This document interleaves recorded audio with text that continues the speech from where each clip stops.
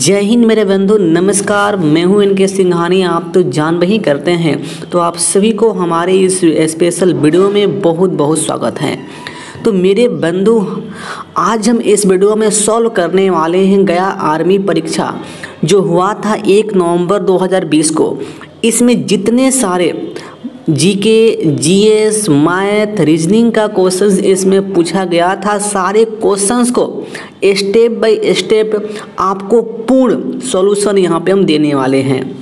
तो आप सभी हमारे इस वीडियो को पूर्णतः यहाँ पे देखिएगा ताकि आपको किसी भी क्वेश्चंस में किसी भी प्रकार का प्रॉब्लम ना हो सके, और आप सभी चेक भी करिएगा कि आप सभी का कितना क्वेश्चन सही हुआ है, क्योंकि हम हर एक क्वेश्चंस को बिल्कुल वहाँ पे हम सॉल्व करेंगे। तो चलिए वीडियो को स्टार्ट करते हैं।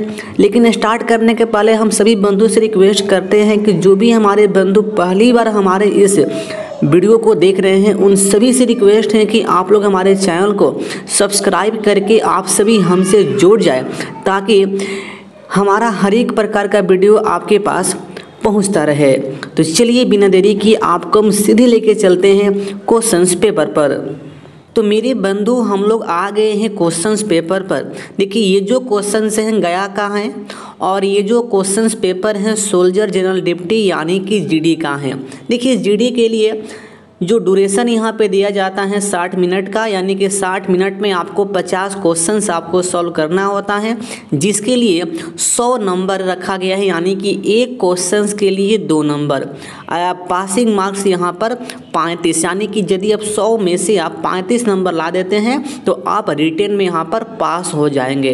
तो चलिए हम लोग सॉल्व करते हैं सेक्शन ए। देखिए, सेक्शन ए में समान ज्ञान यानी कि जनरल नॉलेज के 1 से 15 तक यहाँ पर प्रश्न दिया गया है। तो चलिए बारी बारी से सारे प्रश्न को यहाँ पर हम सॉल्व करते हैं। तो देखिए मेरे बंधु, यहाँ पर पहला क्वेश्चन है, उपराष्ट्रपति का कार्यकाल कितने वर्ष का होता है? तो इसका उत्तर यहाँ पे राइट उत्तर इसका होगा 5 वर्ष का, यानी कि जो उपराष्ट्रपति हैं इनका जो कार्यकाल होता है 5 वर्षों का होता है। अब देखिए अगला प्रश्न यहाँ पर क्या कह रहा है, नंबर 2, अक्षरधाम मंदिर किस राज्य में स्थित हैं? तो मेरे भाई, जो अक्षरधाम जो मंदिर है यह बहुत ही फेमस मंदिर है, यह गुजरात में यह स्थित है। अब देखिए अगला क्वेश्चन यहाँ पर है, कालाहारी मरुस्थल किस देश में स्थित है? देखो भाई, ये क्वेश्चन से जीडी में बहुत बार पूछा है, बहुत बार, यानी कि ये क्वेश्चंस आरक्यू कर लो, यानी कि ये क्वेश्चंस रिपीटेड क्वेश्चंस हैं। तो इसका उत्तर होगा दक्षिण अफ्रीका। कालाहारी जो मरुस्थल हैं वह दक्षिण अफ्रीका में स्थित हैं। एकदम आप याद कर लेंगे इस क्वेश्चंस को, जो भी मेरे भाई अगले एग्जाम में बैठने वाले हैं। अब देखिए अगला यहाँ पे प्रश्न है 4 नंबर, भारत की सबसे बड़ी कृषि नहर का नाम बताओ, यानी कि भारत की सबसे बड़ी सिंचाई करने वाली कौन सी नहर है? ये तो भाई सबको मालूम होता है, ये क्वेश्चंस बहुत इजी हैं। इंदिरा गांधी नहर इसका राइट यहाँ पे उत्तर होगा। अब देखिए अगले प्रश्न पर आते हैं। देखिए भाई, अगला प्रश्न नंबर 5 यहाँ पर ये है, भारत का सबसे अधिक जनसंख्या वाला राज्य कौन सा है? इससे आसान क्वेश्चंस तो हो ही नहीं सकता है, ये तो छोटे बच्चा भी इसका उत्तर यहाँ पे मार देगा। तो मेरे भाई, इसका यहाँ पे उत्तर होने वाला है ऑप्शन सी, यानी कि उत्तर प्रदेश। अब देखिए अगला प्रश्न 6, निम्न में से छत्तीसगढ़ की राजधानी कौन सी है? तो इसका ऑप्शन यहाँ पे दिया गया है बेंगलुरु, रायपुर, बिलासपुर, हैदराबाद। तो इसका राइट यहाँ पे उत्तर होगा रायपुर, यानी कि छत्तीसगढ़ का जो राजधानी है वह रायपुर है। अब देखिए अगला प्रश्न नंबर 7 यहाँ पर, सार्क के सदस्य कितने देश हैं? यानी कि मेरे भाई देखो, जो सार्क एक संगठन है, सार्क में कितने देश उसमें लिंकेड है, यानी कि सार्क का कितना देश मेंबर है इसका? तो इसका उत्तर यहाँ पे होगा ऑप्शन ए, यानी कि 8। देखो भाई, ये भी जो क्वेश्चंस हैं ये भी क्वेश्चंस रिपीटेड क्वेश्चंस हैं। यह जीडी के बहुत एग्जाम जितना हुआ है 2 साल के अंदर, उसमें बहुत बार ये क्वेश्चंस आया हुआ है। तो इस क्वेश्चंस को आप सभी अपने माइंड में यहाँ पे डाल लेंगे। अब देखिए अगला क्वेश्चन नंबर 8 यहाँ पर क्या कह रहा है, भारत का राष्ट्रीय संग्रहालय कहाँ पर स्थित है। तो इसका राइट यहाँ पे उत्तर होगा दिल्ली, यानी कि ऑप्शन सी यहाँ पर। अब देखिए अगला क्वेश्चन यहाँ पर 9 नंबर, कंप्यूटर का आविष्कार किसने किया है। अब इससे आसान क्वेश्चन क्या हो सकता है मेरे भाई, तो ऑप्शन इसका बी होगा, यानी कि चार्ल्स बॉब्रेज ने कंप्यूटर का आविष्कार किया था। आते हैं अगले प्रश्न पर। देखिए अगला प्रश्न नंबर यहाँ पर 10 नंबर, देखिए यहाँ पर क्या कह रहा है, एक जनता, एक राष्ट्र, एक नेता की नीति किसकी थी। देखिए ये क्वेश्चंस कुछ टॉप हैं, लेकिन देखिए ये भी क्वेश्चन यदि आप सभी हिस्ट्री को अच्छे से पढ़े होंगे तो इस क्वेश्चंस को आप सभी यहाँ पे मार देंगे। तो इसका राइट यहाँ पे उत्तर होगा ऑप्शन डी, यानी कि लेनिन। इनके द्वारा कहा गया था, या इनका जो नीति था, एक जनता, एक राष्ट्र, एक नेता। ठीक है, अब आते हैं अगले प्रश्न पर। देखिए भाई अगला प्रश्न नंबर यहाँ पर 11 क्या कह रहा है, भारत की प्रथम बुलेट ट्रेन किसको जोड़ती हैं, मतलब किन दो शहरों को जोड़ती हैं। भारत में प्रथम बुलेट ट्रेन कहाँ पर चलेगी। ये तो प्रश्न बहुत इजी है, सब लोग जानता है। अहमदाबाद और मुंबई के बीच भारत की प्रथम बुलेट ट्रेन चलने वाली है, यानी कि इसका जो यहाँ पे उत्तर होगा ऑप्शन ए, यानी कि अहमदाबाद और मुंबई। अब देखिए अगला प्रश्न यहाँ पर क्या कह रहा है, अगला प्रश्न है ईस्ट इंडिया कंपनी की स्थापना किस वर्ष में हुई थी। तो इसका राइट यहाँ पे उत्तर होगा 1600 ईस्वी में ईस्ट इंडिया कंपनी की स्थापना हुआ था। अब देखिए अगला क्वेश्चन यहाँ पर, मोहन बागान किस खेल की टीम है। देखो भाई ये क्वेश्चन से कुछ टॉप क्वेश्चंस हैं, इस क्वेश्चंस पर बहुत सारे मेरे भाई फंस गए होंगे। ठीक है, तो इस प्रश्न का यहाँ पे उत्तर होगा ऑप्शन सी, यानी कि फुटबॉल। एक बात आप यहाँ पर ध्यान रखेंगे, ये जो क्वेश्चंस हैं रिपीटेड क्वेश्चंस हैं, यानी कि आरक्यू क्वेश्चंस है। ये क्वेश्चंस आर्मी के किसी भी ट्रेड के एग्जाम में बहुत बार पूछा है, आप सभी प्रीवियस पेपर उघाड़ कर वहाँ पर देख लेंगे। तो इस प्रश्न को अपने माइंड में यहाँ पर डाल लेंगे, इसका राइट उत्तर क्या होगा, फुटबॉल होगा। अब देखिए अगला प्रश्न यहाँ पर क्या कह रहा है, देखिए अगला प्रश्न नंबर यहाँ पे 14, विश्व का सबसे गहरा महासागर कौन है। ये तो बहुत आसान क्वेश्चन यहाँ पे हो गया, तो इसका राइट उत्तर यहाँ पे होगा प्रशांत महासागर। अब देखिए अगला प्रश्न यहाँ पर क्या कह रहा है, 15 नंबर, रूसी क्रांति का जनक किसे कहा जाता है। रूसी क्रांति का जनक किसे कहा जाता है। तो इस प्रश्न का यहाँ पे उत्तर होगा मेरे भाई ऑप्शन ए, यानी कि लेनिन को रूसी क्रांति का जनक कहा जाता है। तो इस प्रकार से ये 15 क्वेश्चन से जीके का आया था, जो 15 में से मुझे लगता है कि 2 से 3 क्वेश्चन ही कुछ डिफिकल्ट था, लेकिन 13 क्वेश्चंस बहुत इजी था। तो मैं आप लोगों से मैं जानना चाहता हूं कि आप सभी ये 15 क्वेश्चंस में से कितना क्वेश्चंस आप सभी का सही हुआ है, आप सभी कमेंट करके हमें बताइएगा। अब मैं आता हूं अगले सेक्शन पर। देखिए मेरे भाई अब मैं आ गया हूं सेक्शन बी पर। अब देखिए सेक्शन बी में यहाँ पर समान विज्ञान का क्वेश्चंस दिया गया है 16 से 30, यानी कि 15 क्वेश्चंस यहाँ पर समान विज्ञान का दिया गया है। तो चलिए 15 क्वेश्चंस को बारी बारी से यहाँ पे हम लोग इसको देखते हैं। देखिए पहला क्वेश्चन 16 नंबर यहाँ पे क्या कह रहा है, शीतल पेय में निम्न में से कौन सी गैस भरी जाती है। यानी कि जो आप लोग ठंडा जो पीते हैं तो उसमें कौन सी गैस वहाँ पे भरी जाती है। तो ये तो बहुत आसान क्वेश्चन यहाँ पे हो जाता है। तो इसका राइट उत्तर यहाँ पे होगा कार्बन डाइऑक्साइड, यानी कि CO2। ठीक है, अगला क्वेश्चन यहाँ पर, साधारण नमक का रासायनिक सूत्र क्या होता है। ये तो सबको मालूम है, NaCl होता है। अब देखिए अगला क्वेश्चन यहाँ पर, खगोलीय दूरी मापने की इकाई क्या है। तो देखो भाई खगोलीय दूरी मापने की जो इकाई है ना, उसे कहते हैं प्रकाश वर्ष, यानी कि लाइट ईयर। अगला प्रश्न, 19 नंबर 32 डिग्री फ़ारेनहाइट किसके बराबर होता है। देखो भाई ये क्वेश्चंस कुछ टॉप हो गया, साइंस का ये क्वेश्चंस कुछ टॉप हो गया, लेकिन यदि आप लोग साइंस में हल्का सा भी पढ़े हैं तो इस क्वेश्चंस को आप लोग मार दिए होंगे।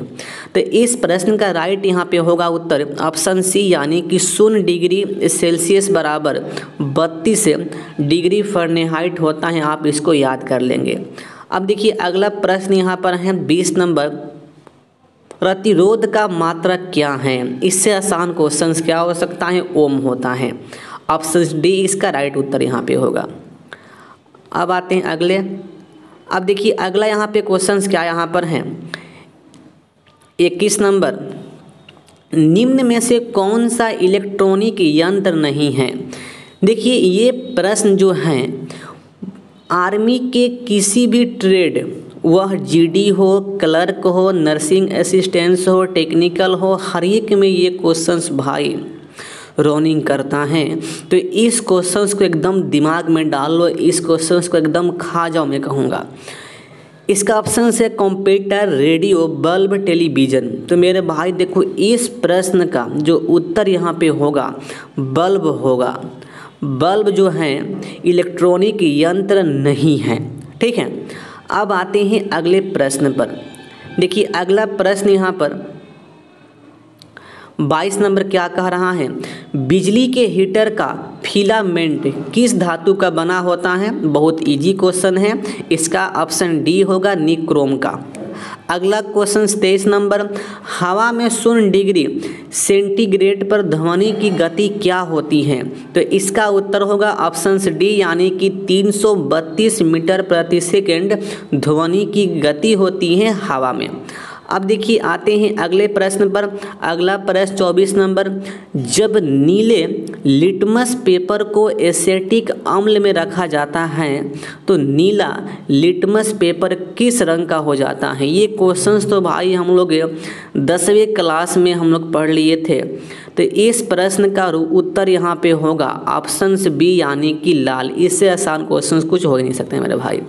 आते हैं 25 नंबर पर, पीलिया रोग से ग्रसित रोगी की आंखों का रंग क्या होता है। यानी कि जिस व्यक्ति को पीलिया रोग हो जाता है उसका आंखों का रंग कैसा हो जाता है। इससे आसान क्वेश्चंस कुछ हो नहीं सकता है।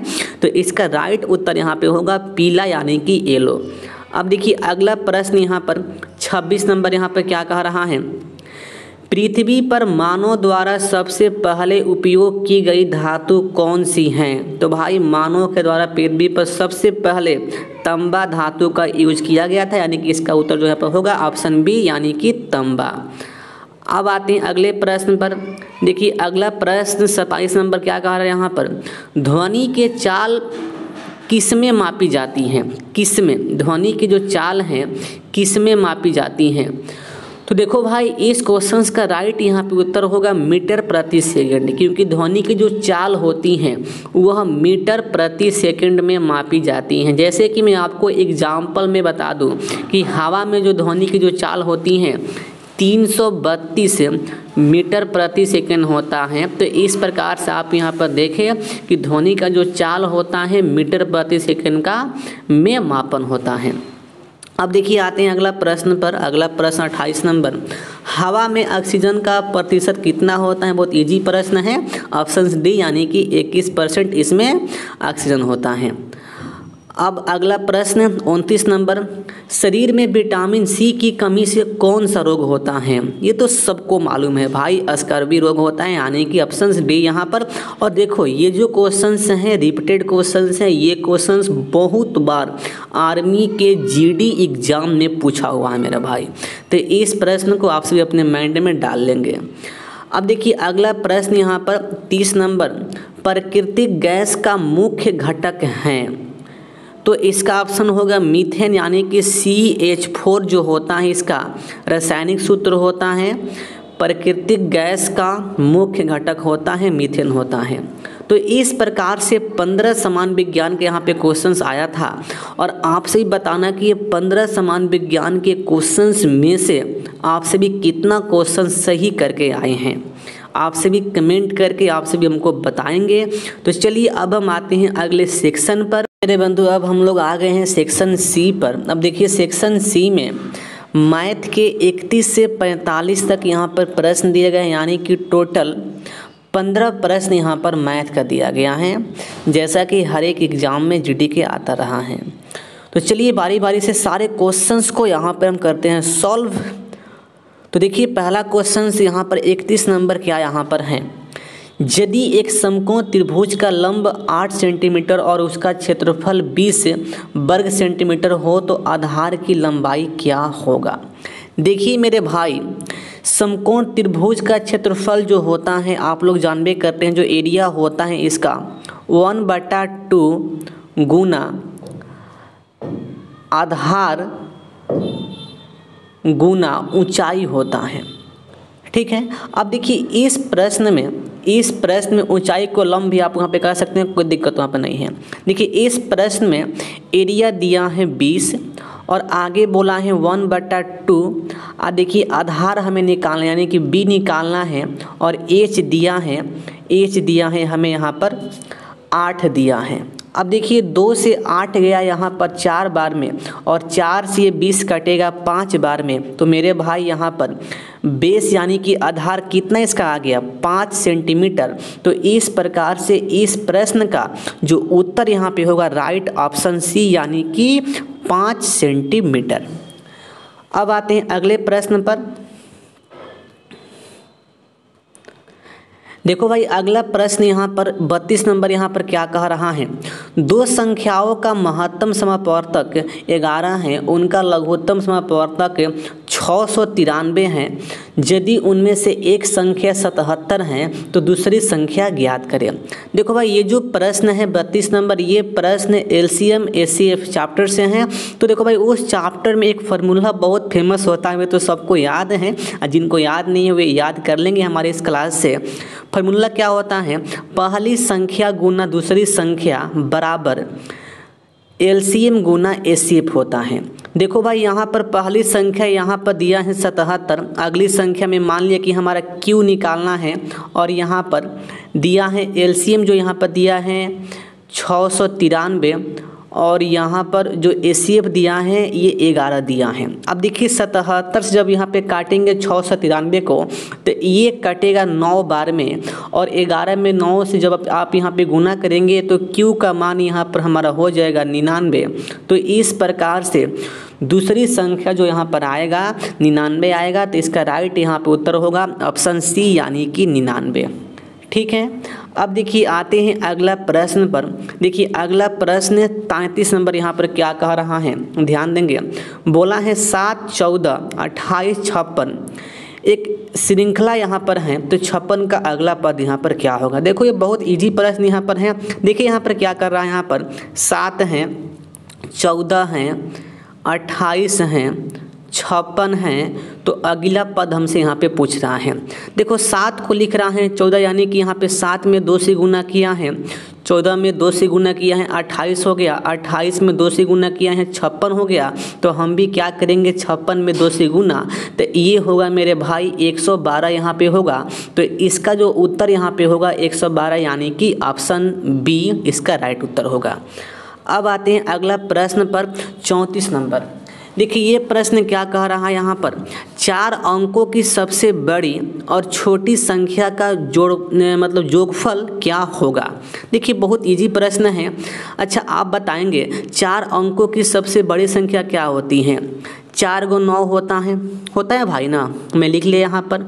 अब बोला है 4 अंकों की छोटी संख्या, यानी कि 4 अंकों की छोटी संख्या, यानी कि 1 पर 3 जीरो, 1 है यहाँ पे कर लो 3 जीरो यहाँ पर।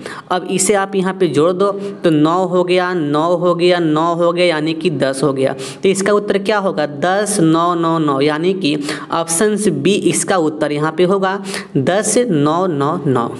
ठीक है, अब देखिए आते हैं अगला प्रश्न नंबर 35 पर। अब देखिए 35 नंबर यहाँ पर क्या कह रहा है, एक 120 मीटर और 160 मीटर के आयताकार मैदान से 40 मीटर और 60 मीटर के कितने मैदान बन सकते हैं। अब आप देखो भाई ये जो प्रश्न है कुछ देखने में तो बहुत अधूरा प्रश्न है, लेकिन ये प्रश्न बहुत इजी है, कुछ भी नहीं है। अच्छा बताना हमें आयत का क्षेत्रफल क्या होता है, लंबाई गुना चौड़ाई होता है। तो हम पहला आयत का एरिया यहाँ पर निकाल लेंगे। तो भाई क्या करेंगे 120 गुना 160। अब देखो भाई अगला मतलब इसमें कितना आयत बन सकता है, हमें आयत कितना बनाना है, उस आयत का एरिया क्या यहाँ पर है 40 गुना 60 यहाँ पे हम कर लेंगे। ठीक है, हमें मैं मान लिया कि हमें यहाँ पर एन आयत बनाना है, यानी कि एन से हम यहाँ पे गुना कर लिए। अब कुछ नहीं करना है मेरे मुन्ना यहाँ पर। अब देखो यहाँ पर एन बराबर यहाँ पे क्या होगा, तो 120 गुना 160 और बटा में यहाँ पर 40 गुना 60 यहाँ पर होगा। अब इसे मारपीट कर लो, यहाँ पर 0 0 कटा 4 से 12 यहाँ पर चल गया मेरे भाई 3 बार में। ठीक है, अब देखो 3 से, अब देखो ये 0 यहाँ पे कैंसिल हो गया, 3 से 6 गया यहाँ पर हमारा 2 बार में। अब देखो 2 से ये 16 गया यहाँ पर 8 बार में। तो इसमें 8 आयताकार मैदान यहाँ पर बन सकते हैं। तो इसका जो उत्तर यहाँ पे होगा 8।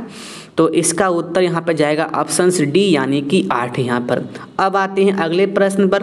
देखिए अगला प्रश्न यहाँ पर क्या कह रहा है, आप ध्यान देंगे। बोला है यदि 20 आदमी एक कार्य को 20 दिन में करते हैं तो बताओ उसी कार्य को 40 आदमी कितने दिनों में करेंगे। ये प्रश्न टाइम एंड वर्क का है और ये सबसे आसान क्वेश्चन है। आप लोग वहाँ पर पढ़े होंगे उस चैप्टर में, या नहीं पढ़े होंगे तो आप यहाँ पे जान लीजिए। एक फार्मूला होता है MDH, यानी कि M1 D1 H1 बराबर M2 D2 H2 होता है। तो इसी फार्मूला पे हमें इसको बैठाना है। अब देखो मेरे भाई, इस पर इसको हम कैसे यहाँ पे बैठाएंगे, आप यहाँ पर ध्यान देंगे। 20 आदमी यानी कि M1 हो गया, 20 दिन यानी कि ये D1 यहाँ पर हो गया। अब देखो अगला पार्ट में क्या बोला है, उसी कार्य को 40 आदमी यानी कि M2 यहाँ पे दिया है 40, हमें D2 निकालना है। बस यहाँ पे गुन्ना मुन्ना यहाँ पे कर लो। अब देखो 20 से कटा ये 40 2 बार में, और 2 से ये 20 कटा यहाँ पे 10 बार में, यानी कि D2 का मान यहाँ पर आ गया 10। तो इस प्रश्न का राइट उत्तर यहाँ पे होगा ऑप्शन ए, यानी कि 10 दिन में। ठीक है, आते हैं अगला प्रश्न पर। देखिए अगला प्रश्न यहाँ पर है 37 नंबर। देखिए 37 नंबर प्रश्न यहाँ पर क्या कह रहा है, आप ध्यान देंगे। बोला है 35 मीटर प्रति सेकंड को किलोमीटर प्रति घंटा में बदलो। बहुत आसान क्वेश्चन है। देखिए जब हमें मीटर प्रति सेकंड को किलोमीटर प्रति घंटा में चेंज करना होता है तो इसमें हम गुना कर देते हैं 18/5 से। अब देखिए इसके उल्टा यदि हमें किलोमीटर को मीटर प्रति सेकंड में चेंज करना हो तो इसे हम गुना करते हैं 5/18 से। तो मेरे भाई इस कंसेप्ट को यहाँ पर याद रखेंगे। अब देखिए यहाँ पर क्या बोला है कि 35 मीटर प्रति सेकंड को हमें चेंज करना है किलोमीटर प्रति घंटा में, तो इसमें गुना करना होगा हमें 18/5 से। अब देखो ये 5 से कटा 35 7 बार में। अब देखो ये 18 में 7 से जब यहाँ पे हम गुना करेंगे तो ये आएगा 126। तो इसका राइट उत्तर यहाँ पे होगा ऑप्शन ए, यानी कि 126। ठीक है, अब आते हैं अगले प्रश्न पर 38 नंबर। देखिए अगला प्रश्न यहाँ पर क्या बोल रहा है, यदि 496 को 6 से विभाजित किया जाए तो शेषफल क्या होगा। शेषफल क्या होगा, कुछ नहीं करना है, 496 में 6 से भाग करिए। देखो भाई यहाँ पर, तो देखो यहाँ पे जब मैं भाग करूँगा यहाँ पर तो जाएगा 8 बार में, 8 छक्के 48 होता है। देखो यहाँ पर आ गया 16। अब देखो यहाँ पर जब मैं भाग करूँगा तो 6 दूनी के 12, यानी कि ये जाएगा 12 बार में। तो भाई यहाँ पर शेष क्या यहाँ पर आ गया 4 आ गया। तो इस प्रश्न का जो यहाँ पे उत्तर होगा ऑप्शन बी, यानी कि 4 यहाँ पर होगा। अब आते हैं 39 नंबर प्रश्न पर। देखिए परसेंटेज का प्रश्न है, हल करें 100 का मतलब गुना होता है 25% कितना होता है। कुछ नहीं करना है, परसेंट कटा बटा में 100 यहाँ पे सटना है। 100 यहाँ पे कटा यानी कि 25 आ गया। तो इसका राइट उत्तर यहाँ पे क्या होगा 25 यहाँ पर होगा, ऑप्शन बी यहाँ पर। देखिए अब आते हैं 40 नंबर प्रश्न पर। देखिए हाँ, 40 नंबर प्रश्न परसेंटेज का कुछ अच्छा प्रश्न है। इसको देखो भाई, यहाँ पे क्या प्रश्न बोला, यहाँ पर एक व्यक्ति की तनख्वाह 20,000 रुपया है। यदि तनख्वाह में 14% की वृद्धि होती है तो नई तनख्वाह कितनी होगी। अब देखो, मान लो कि हमारे पास 20,000 रुपया है, 20,000 में 14% का वृद्धि करना है तो कितना होगा। कुछ नहीं करना है, सबसे पहले हमें क्या करना है कि 20,000 का 14% आप पहले निकाल लीजिए। देखो भाई क्या होगा, परसेंट से बट्टा यहाँ पे 100 यहाँ पर आएगा ना, तो 100 से ये 200 यहाँ पे हो गया कैंसिल। अब देखो ये 200 में 14 से हमें गुना करना है तो ये हमारा यहाँ पर आएगा 28, यानी कि 2800 यहाँ पर आएगा, यानी कि 2800 बढ़ेगा। तो आपको क्या करना है फाइनली यहाँ पर 20,000 में 2800 यहाँ पर जोड़ दीजिए तो ये होगा 0082, यानी कि 22,800। अब इसका तनख्वाह यहाँ पर हो जाएगा। तो देखिए ऑप्शन में क्या यहाँ पर है, तो ऑप्शन ए इसका उत्तर होगा 22,800। देखो भाई, जब भी ऐसा प्रश्न है आपको ऐसे ही यहाँ पर हल करना है। अब आते हैं अगला प्रश्न, प्रश्न नंबर 41। देखिए प्रश्न क्या बोला है, यदि किसी अंक को 2 गुना किया जाए और उसमें 5 को जोड़ा जाए तो अंक 6 हो जाता है, तो अंक क्या होगा। देखो भाई, ये जो क्वेश्चन से ऑप्शन के आधार पर हैं, ऑप्शंस को हम बारी बारी से यहाँ पे चेक करेंगे। तो देखिए ना, ऑप्शन देखिए यहाँ पर हमें 6 लाना है। जैसे मान लीजिए हमारे पास ऑप्शन ए है 0.25 है, 0.25 में 2 से गुना करेंगे और इसमें हम 5 यहाँ पर ऐड करेंगे। यदि हमारा 6 आ गया तो ऑप्शन ए हमारा सही होगा। तो इसी प्रकार से आपको ये सारे ऑप्शंस को यहाँ पे चेक करना पड़ेगा। देखिए ना, यहाँ पर 5 में 2 से ये हो गया 10, 2 में 4 से 5, 0.5 हो गया, यानी कि इसका यहाँ पे योग आएगा 5.50, यानी कि ये ऑप्शन हमारे यहाँ पे नहीं होगा। अब आते हैं अगले ऑप्शन। देखिए यहाँ पे बोला है 0.5 बोला, यानी कि 0.5 में 2 से गुना अब प्लस 5, देखते हैं 6 हमारे यहाँ पर आता है कि नहीं आता है। ठीक है, तो देखिए 0.5 में 2 से गुना करने पर ये हो जाता है 1, और 1 + 5 ये हो गया 6, यानी कि इसका ऑप्शन जो सही यहाँ पर क्या है, ऑप्शन बी, यानी कि 0.5 में 2 से गुना करने पर 5 जोड़ने पर 6 आ जाएगा। तो अब हम आते हैं अगला प्रश्न 42 नंबर प्रश्न पर। देखिए 42 नंबर प्रश्न ये है, निम्न में से कौन सी संख्या पूर्ण वर्ग है, यानी कि आपको वर्ग यहाँ पर पहचानना है।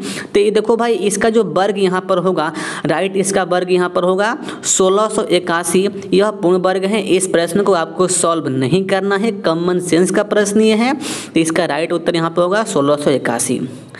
अगले प्रश्न पर आते हैं। देखिए अगला प्रश्न 43 नंबर यहाँ पर क्या कह रहा है, बोला है प्रथम 5 धनात्मक विषम संख्याओं का औसत क्या होगा। देखो भाई, एक फार्मूला होता है, आप लोग याद किए होंगे या याद नहीं किए होंगे तो आज हमारे माध्यम से आप याद कर लेंगे। प्रथम n धनात्मक विषम संख्याओं का औसत का फार्मूला होता है n² बटा में n होता है। तो इसी फार्मूला पर आप यहाँ पर बैठा देंगे, n मतलब कोई संख्या होता है। देखिए यहाँ पर n का मान क्या दिया है, 5 स्क्वायर कर देंगे और नीचे n क्या यहाँ पर है 5 है, तो 5 का वर्ग 25 बटा में 5 काटे पीटेंगे तो ये हमारा यहाँ पर आएगा 5, यानी कि इसका जो राइट यहाँ पर उत्तर होगा ऑप्शन बी, यानी कि 5 यहाँ पर होगा। ठीक है, तो मेरे बंधु देखिए अब हम आ जाते हैं 44 नंबर प्रश्न में। देखिए ये प्रश्न क्या कह रहा है, साधारण ब्याज पर 5% की दर से एक धनराशि 4 बरस के बाद 900 रुपये हो जाती है, तो वह धनराशि क्या है। देखिए इस प्रश्न में रेट दिया है 5%। ठीक है, उसके बाद टाइम दिया है यहाँ पर 4 बरस और यहाँ पर 900 रुपया हो जाती है, यानी कि मिश्रधन दिया है जिसे अमाउंट कहते हैं, वे दिया है 900 रुपया और हमसे पूछ रहा है कि मूलधन क्या होगा, यानी कि पी क्या होगा। तो भाई देखो ना, हमने मान लिया कि जो हमारा पी है, पी यह 100% है, मैं मान लिया। आपको फार्मूला यूज नहीं करना, आप जुबान से ऐसा प्रश्न आप हल कर सकते हैं। अच्छा मान लीजिए कि 1 साल में 5% ब्याज मिल रहा है, तो 4 साल में कितना मिलेगा? 20%। अब देखो टोटल हमें यहाँ पर सिंपल इंटरेस्ट मिल गया 20%, मूलधन हो गया 100%। तो मैं आपसे पूछूं कि मिश्रधन क्या होगा भाई? तो मिश्रधन बराबर क्या होता है? मूलधन प्लस ब्याज होता है, यानी कि 100% प्लस 20%। तो मिश्रधन जो यहाँ पर हो जाएगा यह हो जाएगा 120%। तो मेरे भाई फाइनली मैं यहाँ पर लिख सकता हूँ कि हमारा जो मिश्रधन यहाँ पर आ गया है 120%, लेकिन प्रश्न में मिश्रधन कितना हो रहा है? यहाँ पर 900 हो रहा है। हमें 100% का मान निकालना है, यानी कि मूलधन निकालना है। तो 900 बटा में ये 120 यहाँ पर आएगा। अब देखो 100 से गुना यहाँ किया हूँ तो 100 से गुना यहाँ पे कर लेंगे। अब यहाँ पे इसे काट लो, शून्य शून्य यहाँ पे कैंसिल हो गया। 12 से देखो यहाँ पे 6 से 900 कटेगा 150 बार में, और ये 6 से कटेगा 2 बार में। देखो यहाँ पे 2 से कटा ये 5 बार में, यानी कि 150 में 5 से गुना कर लो। तो मेरे मुन्ना ये आपका फाइनली यहाँ पे हो जाएगा 750। तो इसका उत्तर यहाँ पे होगा 750 रुपया मूलधन इसका हो जाएगा। ठीक है, अब देखिए अब आते हैं अगले प्रश्न पर। अगला प्रश्न नंबर यहाँ पे 45 है। देखिए प्रश्न क्या यहाँ पे कह रहा है, तो देखिए ये प्रश्न कह रहा है राज्य ने 100 रुपये में एक छाता खरीदकर 10 रुपये लाभ पर बेच दिया, तो छाते का विक्रय मूल्य क्या होगा? इससे आसान क्वेश्चन तो भाई कुछ हो ही नहीं सकता। देखिए यहाँ पर विक्रय मूल्य बराबर होता है, यानी कि क्रय मूल्य प्लस लाभ होता है। तो भाई यहाँ पर लाभ क्रय मूल्य यहाँ पर क्या दिया है? 100 रुपये दिया है, लाभ यहाँ पर 10 रुपया है, यानी कि ये हो गया 110 रुपया। तो इसका उत्तर यहाँ पर क्या होगा मेरे भाई? तो ऑप्शन सी यानी कि 110 रुपये। तो इस प्रकार से टोटल हम लोग 15 क्वेश्चंस यहाँ पर सॉल्व करा दिए हैं आपको पूरा हम। तो आपसे बताइएगा कि आप लोग ये मैथ के 15 क्वेश्चंस में किसी भी प्रकार का दिक्कत नहीं है ना? और आप सभी अपने परीक्षा में कितना मैथ का क्वेश्चन सॉल्व करके आए हैं, आप सभी कमेंट करके हमें आपसे बताइएगा। तो चलिए अब हम आते हैं सेक्शन डी पर। देखिए सेक्शन डी यहाँ पर इसमें 46 से 50 तक रीजनिंग का यहाँ पे क्वेश्चंस दिया गया है, यानी कि 5 रीजनिंग का यहाँ पे क्वेश्चंस दिया गया है। देखिए क्वेश्चंस क्या कह रहा है, मोहन पूर्व की ओर 4 किलोमीटर आगे चलता है, यानी कि देखो भाई इस प्रश्न को हल करने के लिए आपको डायरेक्शन मालूम होना चाहिए। देखिए ऊपर होता है नॉर्थ, नीचे होता है साउथ, और इधर होता है ईस्ट, और इधर होता है वेस्ट। ठीक है, देखिए यहाँ पर पहला लाइन यहाँ पर क्या बोला है, जो मोहन है पूर्व की ओर चलता है। मान लो कि यहाँ से मोहन है चलता है पूर्व की ओर 4 किलोमीटर, आगे बोला है फिर वह दाहिनी ओर मुड़ता है। अब देखो इधर चला दाहिनी ओर मुड़ गया यहाँ पर, यानी कि नीचे यहाँ पर जाएगा, नीचे चला यहाँ पर 3। ठीक है, आगे बोला कि फिर वह दाहिनी मुड़ता है, यानी कि दाहिनी ऐसे मुड़ेगा यहाँ पर, फिर चला यहाँ पर 4। आगे बोलता है कि इसके बाद वह वापस घूम गया मैं, यानी कि यहाँ पर चल के यह ऐसा इसका मुंह हो गया, जैसा कि आप तीर पर यहाँ पर देख रहे हैं ना, जैसा कि आप यहाँ पर तीर देख रहे हैं, ऐसा इसका मुंह यहाँ पर हो गया। तो पूछ रहा है कि वह किस दिशा की ओर खड़ा है, वह किस दिशा की ओर उसका जो फेस वहाँ पर है। तो देखो भाई इधर इसका फेस ऐसे हैं, तो यहाँ पे जब मैं निकालूंगा तो ऊपर नॉर्थ होता है, नीचे साउथ होता है, इधर वेस्ट होता है, इधर ईस्ट होता है। तो इसका फेस किधर है? तो भाई पूर्व की ओर है, यानी कि ईस्ट की ओर है। तो इसका जो यहाँ पे उत्तर होगा ऑप्शन बी, यानी कि ईस्ट यानी कि पूर्व। तो जब भी ऐसा प्रश्न है आपको ऐसे ही यहाँ पे सॉल्व करना है मेरे भाई। अब मैं आता हूँ अगले प्रश्न पर। देखिए अगला प्रश्न 47। देखिए ये प्रश्न में यहाँ पर क्या कहा है, यहाँ पर इसमें एक श्रृंखला दिया है 10 और फिर आगे 16, आगे 21, अगला 25 और अगला बोला यहाँ पर किसका पद क्या होगा, यही हमें निकालना है। ध्यान देंगे। देखिए 10 को 16 किया यानी कि इसमें +4 कर दिया, 16 को 21 यानी कि इसमें +5 कर दिया, 21 को 25 यानी कि इसमें +4 कर दिया। तो भाई देखो अगला पद हमारा यहाँ पर क्या होगा। देखिए पहले 4 बढ़ा रहा है, फिर 5 बढ़ा रहा है, फिर 4 बढ़ा रहा है, तो यहाँ पर मेरे भाई यहाँ पर 5 बढ़ेगा, तो इसलिए इसका उत्तर यहाँ पर क्या होगा, 30 होगा, 30। लेकिन देखिए ऑप्शंस में 31 हैं, अगला 28 है, अगला 27, अगला 29 है। देखो भाई इसका ऑप्शन यहाँ पर गलती है, इस प्रश्न का उत्तर होगा 30। आप याद रखेंगे, दिमाग में डाल लेंगे। यदि आप इस प्रश्न को स्किप कर दिए हैं या इस प्रश्न का कुछ भी आप आंसर मारे हैं तो इसका आपको एकदम नंबर मिलेगा, क्योंकि ये प्रश्न गलती है। इस प्रश्न का उत्तर होगा 30 इसका होगा। ठीक है, अब मैं आता हूँ अगले प्रश्न पर 48 नंबर।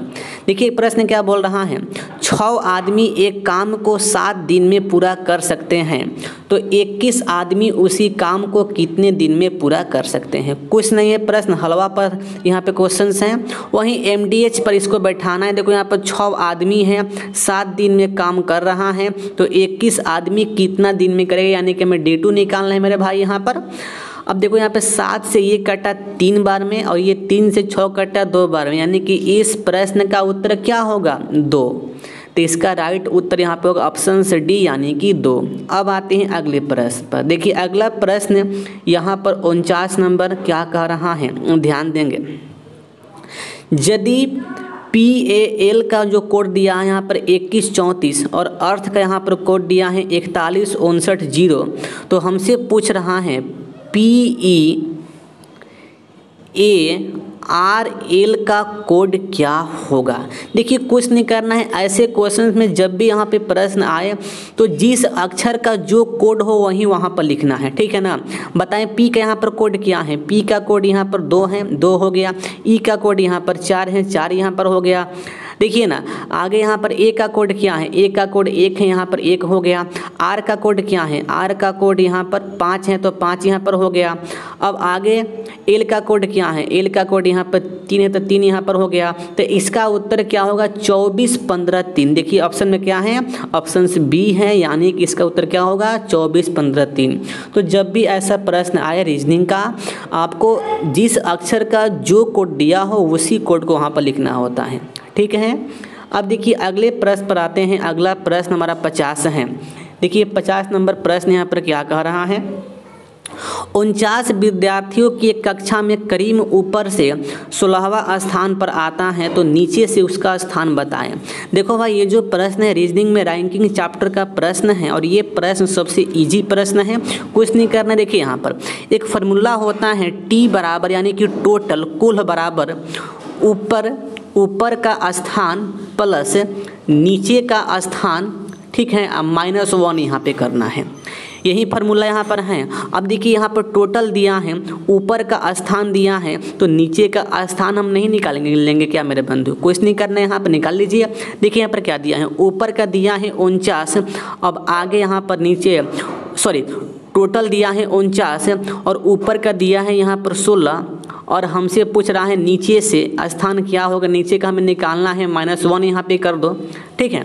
अब देखिए यहाँ पर कुछ नहीं करना आपको, यहाँ पर देखिए 49 में से 16 यहाँ पर गया, ना ये 1 प्लस में है तो यहाँ 1 माइनस में है तो यहाँ पर आएगा, तो ये हो गया 50, 50 में से 16 गया, माइनस कर दो यहाँ पर, तो 10 में से ये गया 4 यहाँ पर और ये 4 में से गया 3, यानी कि इसका उत्तर क्या होगा, यहाँ पर होगा 32 यहाँ पर होगा। कुछ नहीं है, सिंपल ये कैलकुलेशन है मेरे भाई यहाँ पर। तो इस प्रकार से हम लोग रीजनिंग के ये 5 क्वेश्चंस यहाँ पे हल कर दिए हैं। 5 क्वेश्चंस बहुत इजी हैं, ठीक है ना, कुछ भी यहाँ पे नहीं है यहाँ पर। तो मेरे बंधु आप लोग बताइएगा कि ये 5 क्वेश्चंस में से आपसे भी रीजनिंग के कितना क्वेश्चंस आपसे भी करके आए हैं। और टोटल हम लोग इस पेपर में 50 क्वेश्चंस यहाँ पे हम लोग सॉल्व कर दिए हैं, जीके, जीएस, रीजनिंग और मैथ का। आपको किसी भी क्वेश्चंस में दिक्कत हो, परेशानी हो तो आप हमसे टेलीग्राम पर या व्हाट्सएप पर आप हमसे कांटेक्ट कर सकते हैं, ठीक है। तो इस प्रकार से मैं ये पूरा जीडी का ये क्वेश्चंस पेपर में संपूर्ण यहाँ पे मैं हल में कर दिया हूँ। तो बस अब मैं अपने इस वीडियो को मैं करता हूँ समाप्त। तो वंदे मातरम, जय हिंद, नमस्कार मेरे बंधु।